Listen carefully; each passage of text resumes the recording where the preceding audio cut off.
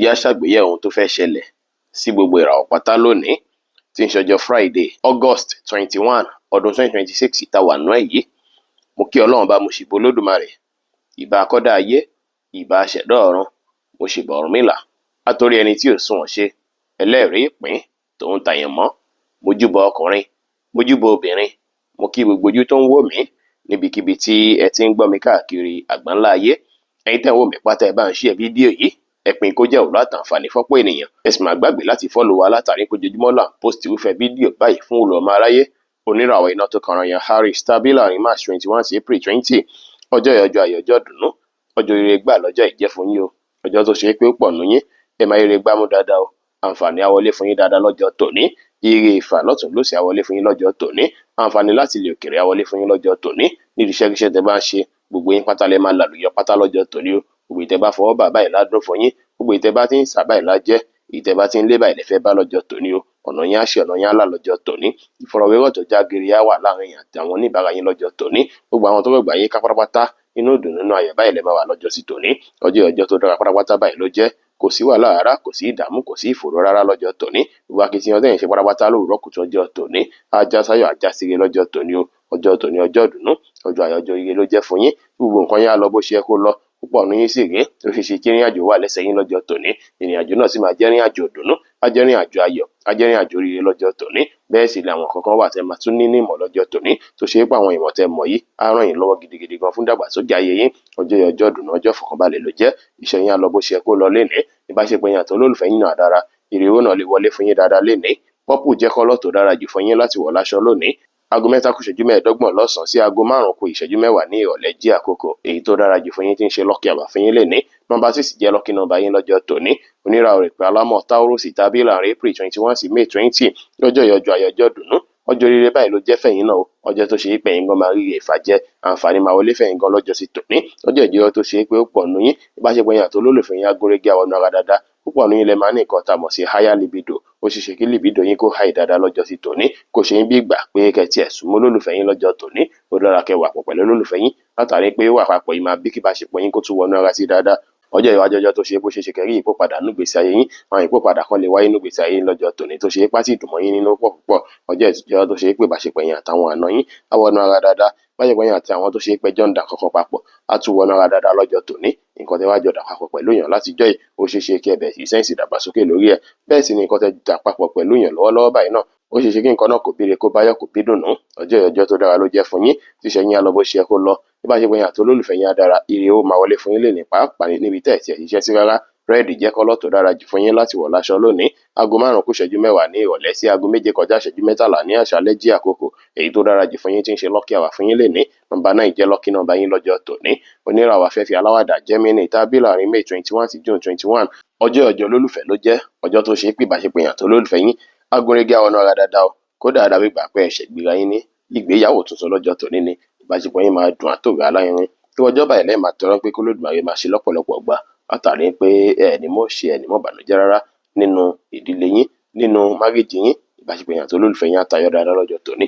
Ẹ fẹ́ ní fífẹ́ hàn sí olólùfẹ́ yín, àwọn náà yìí fẹ́ hàn sí yín padà o, níbikíbi láyè káyè tẹ́ bá wà, ìfẹ́ báyìí ni kẹ́ fi bá àwọn èèyàn ṣe dáadáa lọ́jọ́ tòní. Fífi ìfẹ́ hàn sáwọn èèyàn yìí èyí jẹ́ nǹkan tó ṣe é pé á bí kí gbogbo èèyàn tó gbàgbà yín ká kí wọ́n nífẹ̀ẹ́ yín dáadáa lọ́jọ́ tòní, kí wọ́n sì bá yín dúnàdúrà lórí ohunkóhun tí ẹ bá gbé kalẹ̀, èyí sì máa bí kọjọ́ tòní kó lọ bó ṣe yẹ kó lọ. Púpọ̀ nínú yín lọ́jọ́ tòní ìbáṣepọ̀ yín àtàwọn ọ̀gá àwọn ọ̀nà ara, ìbáṣepọ̀ yín àti ẹnikẹ́ni tẹ́ bá jọ ń partner papọ̀, ìbá jẹ́ business partner, ìbá jẹ́ relationship partner, ìbáṣepọ̀ yín máa dùn alárinrin dáadáa lọ́jọ́ tòní, kò sí wàhálà rárá lọ́jọ́ tòní o, gbogbo nǹkan yín á dùn yín gbà, nǹkan yín á lọ dáadáa lọ́jọ́ sí tòní, iṣẹ́ yín gbá lọ bó ṣe yẹ kó lọ, ìbáṣepọ̀ yín àti olólùfẹ́ yín á dára, ire owó lè wọlé fún yín lénìí tẹ́ bá ṣàtìlẹ́ lò fẹ́. Àwọn nǹkan tó wá jọmọ́ legal step tẹ́ fẹ́ take, bí ẹ fẹ́ win ní kéèsì kan ní ọjọ́ tòní dára púpọ̀ láti fi take gbogbo step náà o, bóyá step tó bá ti jọmọ́ pé ẹ court case kan ní, kéèsì kan lẹ fẹ́ lẹ̀ ń fà pẹ̀lú èèyàn ní, ìfàǹfà kan ló wáyé láàrin èèyàn àti èèyàn ní tẹ́sí fẹ́ borí, èyí ní ìdára púpọ̀ láti fi gbé ìgbésẹ̀ lé lórí láti rí dájú pé ẹ borí kéèsì náà pátápátá, tó sì jẹ́ pé àwọn kankan wà tó ṣe pé ẹ ń jagun ẹ̀ látijọ́ mẹ́ta tó ṣe pé ní gangan lè máa ṣẹ́gun ẹ̀, bóyá ìfàǹfà kan ní, bí ẹni fẹ́ fọwọ́ lágbá yín lójú ni, àti bẹ́ẹ̀ bẹ́ẹ̀ lọ. Ọjọ́ tó dára ló jẹ́ o. Light pink jẹ́ kọ́lọ̀ tó dára jù fún yín láti wọ̀ láṣọ lónìí. Aago 7 kọjá ìṣẹ́jú 13 ní àṣálẹ́ sí aago 9 kù ìṣẹ́jú 5 ní àṣálẹ́ jí àkókò èyí tó dára jù fún yín tí ń ṣe lucky hour fún yín lénìí. Nọ́mbà 5 jẹ́ lucky number yín lọ́jọ́ tòní o. Oníràwọ̀ omi agbára Cancer tàbí láàrin June 22 sí July 22, ọjọ́ ayọ̀jọ́ dùnú, ọjọ́ ire gbà lọ́jọ́ ìjẹ́ fún yín, ọjọ́ tó ṣe pé ó pọ̀ nù yín, ó ṣeé ṣe kẹ́kọ̀ọ́ bísí o, ẹ lè bísí púpọ̀, stress yẹn á fẹ́ pọ̀ díẹ̀ lọ́jọ́ tòní o, ṣùgbọ́n ẹ má wo bẹ̀ rárá, ẹ rí dájú pé ẹ fèní gé sẹ́ẹ̀tì life yín, ẹ fèní plan dáadáa lórí ohunkóhun tẹ́ bá ń ṣe, ẹ má kọrin méjì bọ́ná lẹ́ẹ̀kan ṣoṣo, ẹ ṣe nǹkan yín ṣiṣẹ́ ń tẹ̀lé ló dára, ẹ má rush ju bó ṣe yẹ lọ lórí ohunkóhun, kọjọ́ tòní lè lọ bó ṣe yẹ kó lọ fún yín, kí nǹkan yín lè dùn kó lè láàrin dáadáa lọ́jọ́ tòní. Ọjọ́ ìjírẹ́ tó ṣe pé tẹ́ bá ṣiṣẹ́ sí òun lẹ́ṣẹ̀ láǹfààní àtòrígbámú sí o, ṣùgbọ́n kò wá sí wàhálà kò sí dààmú, ẹ kàn rí dájú pé fojú ẹgbẹ́ kan wọlé ara yín, látàrí pé ó pọ̀ ní ó ṣe ṣe kẹ́ láwọn nǹkan tó jọmọ́ health challenges díẹ̀díẹ̀ lọ́jọ́ tòní, pàápàá ẹni tó bá ṣe pé nínú máa ń sábà dà láàmú, ó ṣe ṣe kí àìsàn náà jọmọ́ àìsàn inú lọ́jọ́ tòní, kẹ́ kíyèsára púpọ̀ lọ́jọ́ tòní. Ẹ rí dájú pé ṣiṣẹ́ yín ṣiṣẹ́ ń tẹ̀lé, ẹ sì procrastinate, ẹ ní gbọ́dọ̀ lakin tó ṣe, àgbọ́dọ̀ sún lakin tó ṣe, ẹ má fi ṣe yín dọ̀là ara lọ́jọ́ tòní kó má bàa bí regret lọ́jọ́ iwájú, kẹ́ kíyèsára ṣe yín á lọ bó ṣe kó lọ, bá ṣe pé yín àti olólùfẹ́ yín á dára, ìrírá wọlé fún yín lẹ́nìí tẹ́ bá tẹpá mọ́ṣẹ́. Olive green jẹ́ kọ́lọ̀ tó dára jù fún yín láti wọ̀ láṣọ lónìí. Aago 9 kù ìṣẹ́jú 5 ní àṣálẹ́ sí aago 11 kù ìṣẹ́jú 10 ní àṣálẹ́ jí àkókò. Èyí tó dára jù fún yín tí ń ṣe lucky hour fún yín lénìí. Nọ́mbà 1 jẹ́ lucky nọ́mbà yín lọ́jọ́ tòní. Oníràwọ̀ iná tó gbóná rere Leo tàbí láàrin July 23 sí August 22. Ọjọ́ ìyọjọ́ ayọjọ́ ìdùnnú. Ọjọ́ rere báyìí ló jẹ́ fún yín. Ọjọ́ tó ṣe pé púpọ̀ nù yín, ẹ máa rí dùnnú, ẹ máa rí ayọ̀, ẹ máa rí ire gbogbo gbámú, àǹfààní á wọlé fún yín dáadáa lọ́jọ́ tòní. Èní gangan fúnra lára yín, ẹ̀yin fúnra lára yín máa rí ọ̀pọ̀lọpọ̀ oore gbámú, ẹ máa rí àǹfààní dáadáa lọ́jọ́ tòní. Gbogbo àǹfààní tó bá wọlé fún yín lénìí, ẹ rí dájú pé ẹ mú lò. Opportunity èyíkéyìí tó bá ń kọjá lọ kọjá bẹ̀rẹ̀ dájú pé ẹ welcome ẹ̀. Púpọ̀ nù yín náà sì ré, ìrìn àjò lè wà lẹ́sẹ̀ yín o, ìrìn àjò tó jọmọ́ ìrìn àjò gidi, ìrìn àjò jọmọ́ àti lọ ṣàtúnṣe àwọn kankan tó jọmọ́ ọ̀rọ̀ iṣẹ́ tàbí nǹkan kan ṣíṣe kó wáyé lọ́jọ́ tòní tó sì jẹ́ pé ìrìn àjò yìí máa bèrè ábídùn àbáyọ̀ fún yín dáadáa lọ́jọ́ tòní. Púpọ̀ nù yín yíyí ọ̀nà jíjìn, àǹfààní ọ̀nà jíjìn, ẹni tẹ́ ti ń sáré lọ́tùn lósì lórí pé àkíṣẹ́ mi kó bọ́ sí, ìrìn àjò mi kó já síre kó já sáyọ̀, á já síre á já sáyọ̀ lọ́jọ́ tòní o. Iṣẹ́ tẹ̀ ń lé yẹn ó máa bọ́ sí lọ́jọ́ ti tòní, àwọn àǹfààní tẹ̀ ń lé yẹn ó máa ṣeéṣe lọ́jọ́ ti tòní. Ọjọ́ tòní ọjọ́ tó dára ló jẹ́ fún yín o, tó jẹ́ pé gbogbo nǹkan yín máa lọ bó ṣe kó lọ, tí ò ní sí wàhálà, tí ò ní sí dààmú, tí ò ní sí ìdíwọ́, tí ò ní sí dènà. Ẹ máa wà highly creative. Ibi tẹ́ bá ti ń sọ̀rọ̀ gan àwọn èèyàn máa gba tiẹ̀ ní, ibi tẹ́ bá ti ń sọ̀rọ̀ àwọn èèyàn máa nífẹ̀ẹ́ sí. Ó ṣeé ṣe kẹ́ tún ní recognition sí dáadáa lénìí, láyìíká yìí tẹ́ bá wà káwọn èèyàn tún dá yín mọ̀ sí dáadáa lénìí. Á dàbí ìgbà pé ọ̀rọ̀ lágbájá la fẹ́ gbọ́, nígbà méjì ṣe ṣiṣẹ́ ìgan la ṣe like jù. Púpọ̀ ní lọ́jọ́ tòní, ẹ máa rí gbámú dáadáa o. Kí wá rí dájú pé ní ìrẹ̀lẹ̀ ló dára, ẹ gbọ́dọ̀ gbéraga rárá o. Tẹ́ bá gbéraga ó ṣeé ṣe kí lè ṣàkóbá púpọ̀ o, ẹ kíyèsára púpọ̀, iṣẹ́ yín á lọ bó ṣe kó lọ, bá ṣe pé yín àti olólùfẹ́ yín á dára, ire owó lè wọlé fún yín lénìí. Green jẹ́ kọ́lọ̀ tó dára jù fún yín láti wọ̀ láṣọ lónìí. Aago 1 ní ọ̀sán sí aago 2 ní ọ̀sán jí àkókò. Èyí tó dára jù fún yín tí ń ṣe lucky hour fún yín lénìí. Nọ́mbà 5 jẹ́ lucky nọ́mbà fún yín lọ́jọ́ tòní. Oníràwọ̀ ìpẹ́ funfun Virgo tàbí láàrin August 23 sí September 22. Ọjọ́ ìyọjọ́ ayọjọ́ ìdùnnú. Ọjọ́ rere ló jẹ́ fún yín. Ọjọ́ tó ṣe pé ó pọ̀ nù yín, àwọn èèyàn àti fámìlì yín á wá gúnrégé dáadáa lọ́jọ́ tòní o, tó sì jẹ́ pé àyíká yín á gbalẹ̀ fún fọkànbalẹ̀, ìdùnnú àti ayọ̀ púpọ̀. Àwọn family member tó dàbí ìgbàpò tó jẹ́ mẹ́ta tẹ́ ti bára sọ̀rọ̀, ó ṣeé ṣe kẹ́ láǹfààní àti free láti bára yín sọ̀rọ̀ dáadáa lọ́jọ́ ti tòní. Ọjọ́ tó dára ló jẹ́ láti rí dájú pé ogun kan tó bá dàbí àwọ̀ tó ń wáyé láàrin àti mọ̀lẹ́bí pátápátá, kí gbogbo ẹ̀ kó yanjú pátápátá, káyìíká yín gbalẹ̀ fàlàáfíà àti ìdùnnú. Èní ìtura púpọ̀ fún yín láti fi ṣàtúnṣe inú ilé o. Púpọ̀ ni ó lè máa ṣe yín bí ìgbà pé àbí kí wá tún lè ṣe ni, àbí kí wá ṣàtúnṣe inú ilé yìí ni. Gbogbo ẹ̀ pátápátá ó dára kẹ́ ṣe bẹ́ẹ̀ o, látàrí pé àyíká ibikíbi tẹ́ bá wà ó gbọ́dọ̀ wà ní ìmọ́tótó kí ilé ọgbà yín ká lọ́jọ́ tòní. Ọjọ́ tòní ọjọ́ ìdùnnú ọjọ́ ayọ̀ ló jẹ́. Ẹ rí dájú pé ní ìrẹ̀lẹ̀ o, ẹ rí dájú pé ẹ ṣe dáadáa sí mọ̀lẹ́bí, ẹ ṣe dáadáa sí àwọn tó súnmọ́ yín, ẹ ṣe dáadáa sí ẹni tẹ́jọ́ ń gbélé, èyí máa bí dùnnú àbáyọ̀. Ẹ̀yin tẹ́yin iṣẹ́ láti ilé lọ́jọ́ tòní, ẹ máa rá àǹfààní jẹ púpọ̀. Ẹ̀yin tó sì jẹ́ pé iṣẹ́ yín jọmọ́ àwọn nǹkan tá à ń lò nílé, ẹ rí dájú pé ẹ ṣe prayer lénìí, látàrí pé àǹfààní lè wọlé fún yín dáadáa lọ́jọ́ tòní o. Ọjọ́ tó dára lọ́jọ́ ìjẹ́ fún yín, iṣẹ́ yín á lọ bó ṣe kó lọ, pàápàá tẹ́ bá ń ṣiṣẹ́ láti ilé, bá ṣe pé yín àti olólùfẹ́ yín á dára, ire owó náà lè wọlé fún yín lénìí. White jẹ́ kọ́lọ̀ tó dára jù fún yín láti wọ̀ láṣọ lónìí. Aago 3 ní ìrọ̀lẹ́ sí aago 4 ní ìrọ̀lẹ́ jí àkókò. Èyí tó dára jù fún yín tí ń ṣe lucky hour fún yín lénìí. Nọ́mbà 1 jẹ́ lucky nọ́mbà yín lọ́jọ́ tòní o. Oníràwọ̀ afẹ́fẹ́ márìmí fún Libra tàbí láàrin September 23 sí October 22. Ọjọ́ ìyọjọ́ ayọjọ́ ìdùnnú. Ọjọ́ rere báyìí ló jẹ́ fún yín o. Ọjọ́ tó ṣe pé púpọ̀ nù yín, ìfọ̀rọ̀wérọ̀ láàrin èèyàn àtàwọn èèyàn á já gere dáadáa, ẹ sì máa lẹ́ràn ọ̀fẹ́ púpọ̀ lọ́jọ́ tòní. Ọ̀rọ̀ yín máa wà solid, tó ṣe pé ibikíbi tẹ́ bá ti ń sọ̀rọ̀ àwọn èèyàn á gba tiẹ̀, àwọn èèyàn á fẹ́ gbọ́ ọ̀rọ̀ yín máa dàbí adùn, á dàbí oyin ni, tó ṣe pé gbogbo nǹkan yín lọ́jọ́ tòní á dùn yín gbà. Àwọn èèyàn àtàwọn èèyàn tó lọ́gbà yín ká á wà òkè dáadáa. Púpọ̀ nù yín lè láwọn ìrìn àjò kéékèèké tẹ́ fẹ́ rìn, tó sì jẹ́ pé ìrìn àjò náà á bí dùnnú àbáyọ̀ fún yín, tó ṣe pé púpọ̀ nù yín lọ́jọ́ tòní ẹ máa rí gbámú, ẹ máa ráǹfààní jẹ dáadáa lọ́jọ́ tòní. Ẹ ṣáà má ti bọ ẹnu, tẹ́ bá ti bọ ẹnu kò sí wàhálà kò sí ìdààmú. Ẹ fẹnu polówó ọjà yín dáadáa lénìí, ẹ fẹnu pọ́n ọjà yín lé dáadáa lénìí. Nǹkan tẹ́ bá ti fẹnu pọ́n lọ́jọ́ tòní àwọn èèyàn máa gbà, wọ́n máa gbà gidigidi gan lọ́jọ́ tòní. Ẹ rí dájú pé wá tún kíyèsára, ẹ má fẹnu sọ̀rọ̀ lọ́nà tí ó tọ́ sọmọlàkejì o. Púpọ̀ náà àwọn èèyàn wọ́n á nífẹ̀ẹ́ sí yín dáadáa lọ́jọ́ tòní, wọ́n á nífẹ̀ẹ́ sí àgbékalẹ̀ ọ̀rọ̀ yín àtọpọlọ pípé yín lọ́jọ́ tòní. Gbogbo nǹkan yín á dùn yín pa lọ́jọ́ tòní o. Ọjọ́ tó dára lọ́jọ́ ìjẹ́ fún yín o. Gbogbo nǹkan yín á lọ dáadáa, bá ṣe pé yín àti olólùfẹ́ yín á dára, báyìí pé yín àtàwọn ẹ̀gbọ́n àtàbúrò yín náà á sùn dáadáa lọ́jọ́ tòní. Ire owó gan lè wọlé fún yín lọ́jọ́ tòní, pàápàá tẹ́ bá polówó ọjà yín dáadáa. Orange jẹ́ kọ́lọ̀ tó dára jù fún yín láti wọ̀ láṣọ lónìí. Aago 2 ní ọ̀sán sí aago 3 ní ọ̀sán jí àkókò èyí tó dára jù fún yín tí ń ṣe lucky hour fún yín lénìí. Nọ́mbà 5 jẹ́ lucky nọ́mbà yín lọ́jọ́ tòní. Oníràwọ̀ omi tútù Scorpio tàbí láàrin October 23 sí November 22. Ọjọ́ yìí ọjọ́ ayọ̀jọ́ dùnú. Ọjọ́ ire báyìí ló jẹ́ fún yín. Ọjọ́ tó ṣe é pé ọ̀pọ̀lọpọ̀ yín àǹfààní ńlá, oore ńlá ó lè wọlé fún yín lọ́jọ́ tòní o. Ire owó ó lè wọlé fún yín lọ́jọ́ tòní níbi tẹ́ ẹ̀ tí ẹ̀ ṣiṣẹ́ sí àti ìtẹ̀sẹ̀ ti ṣe látọjọ́ mẹ́ta tó ṣe é pé ẹ̀ tí rí ìwọ́dù ẹ̀ kó ṣeéṣe kẹ́ rí ìwọ́dù ẹ̀ dáadáa lọ́jọ́ tòní. Àǹfààní á wọlé fún yín dáadáa lọ́jọ́ tòní.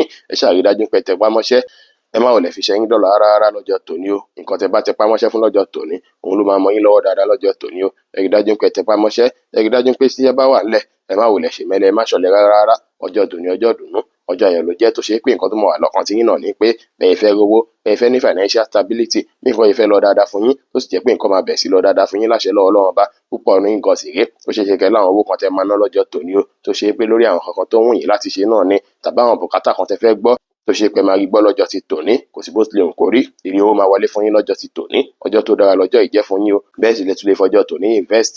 Ẹ lè fi kówó lórí nǹkan kí nǹkan tó bá wù yín láti kówó lé láti rí dájú pé owó yín multiply, kò sí wàhálà, kò sí dààmú. Ẹ lè fi lọ sọ́jà, kò sí problem. Gbogbo nǹkan yín á dùn yín pa lọ́jọ́ tòní. Iṣẹ́ yín á lọ dáadáa, ìbáṣepọ̀ yín àti olólùfẹ́ yín á dára. Ire owó lè wọlé fún yín lénìí. Grey jẹ́ kọ́lọ̀ tó dára jù fún yín láti wọ̀ láṣọ lónìí. Aago 12 ní ọ̀sán sí aago 1 ní ọ̀sán jí àkókò èyí tó dára jù fún yín tí ń ṣe lucky hour fún yín lénìí. Nọ́mbà 9 jẹ́ lucky nọ́mbà yín lọ́jọ́ tòní o. Oníràwọ̀ inú àtùpà Sagittarius tàbí láàrin November 23 sí December 22. Ọjọ́ yìí ọjọ́ ayọ̀ ọjọ́ ìdùnnú. Ọjọ́ ire báyìí ló jẹ́ fún yín o.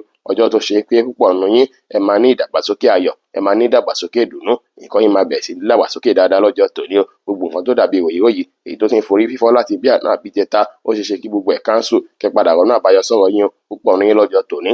Iye ọ̀nà jíjìn máa kanlẹ̀kùn yín láàárọ̀ ọjọ́ tòní o. Àǹfààní ọ̀nà jíjìn máa wọlé fún yín lọ́jọ́ tòní tó ṣe é pé dàbí ìgbà pé ẹ̀yin nìkan Ọlọ́run ṣe léyìí fún.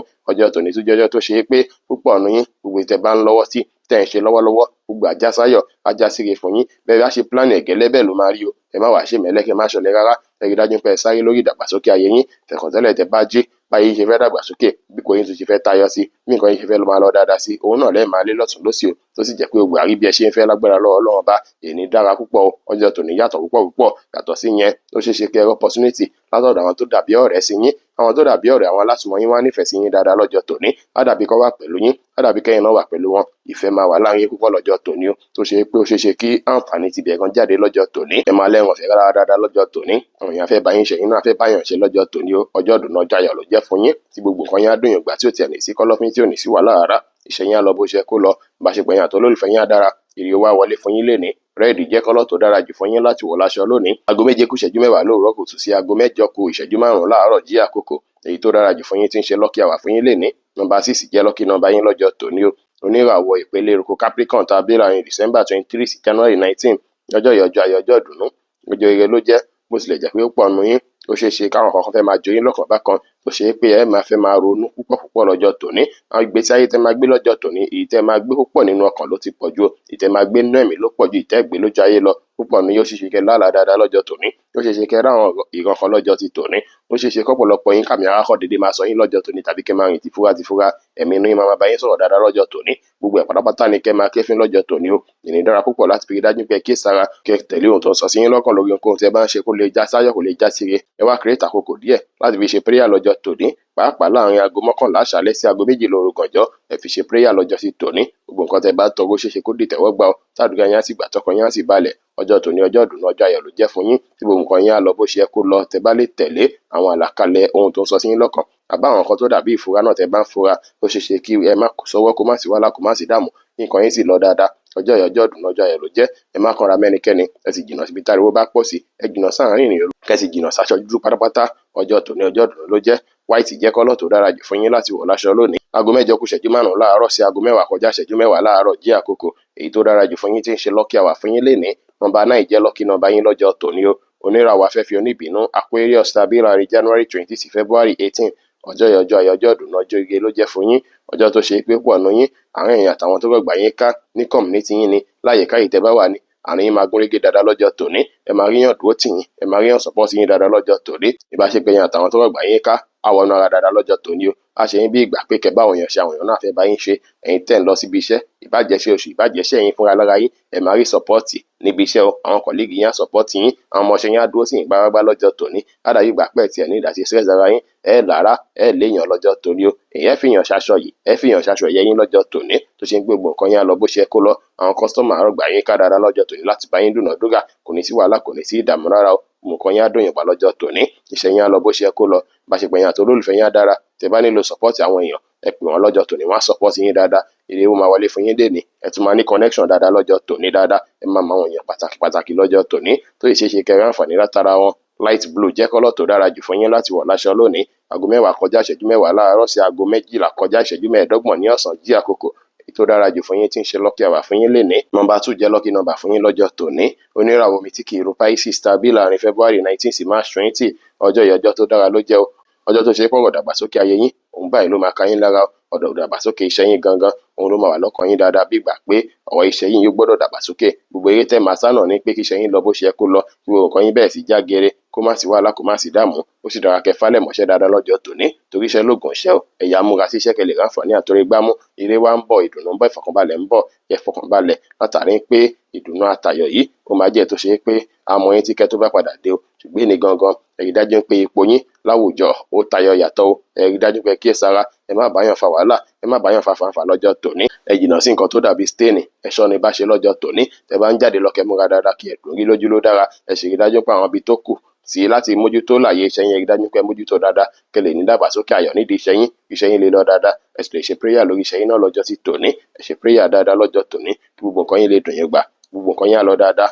Èwo lè wọlé fún yín lénìí. Mustard jẹ́ kọ́lọ̀ tó dára jù fún yín láti wọ̀ láṣọ lónìí. Ẹ̀yin tẹ́ ń wá iṣẹ́, ó ṣeéṣe kẹ́ rí iṣẹ́ alálùbáríkà lọ́jọ́ tí tòní o. Ẹ̀yin tẹ́ sì ń wá ìdàgbàsókè nídìí iṣẹ́ yín, ó ṣeéṣe kí wọ́n fún yín promotion lọ́jọ́ tòní. Aago 12 kọjá ìṣẹ́jú 15 ní ọ̀sán sí aago 3 kù ìṣẹ́jú 15 ní ọ̀sán jí àkókò èyí tó dára jù fún yín tí ń ṣe lucky hour fún yín lénìí. Nọ́mbà 9 jẹ́ lucky number yín lọ́jọ́ tòní. Bí ó ṣe jẹ́ nìyẹn fún gbogbo irúfẹ́ ìràwọ̀ 12 tó wà pátá. Ẹ̀yin tẹ́ ń wò mí pátá, ẹ má gbàgbé pé Ọlọ́run Ọba Olódùmarè nìkan lọ́ba tó ní ìmọ̀ jùlọ. Ẹ̀yin tẹ́ fẹ́ ṣèwádìí onírúurú láǹfààní àti kàn sí wa ní WhatsApp 09033897161. Ire gbogbo á jẹ́ tiwa lónìí, lọ́sẹ̀ yìí, lóṣù yìí àti ní gbogbo ọjọ́ ayé wa láṣẹ Ìdùmarè. Ire o.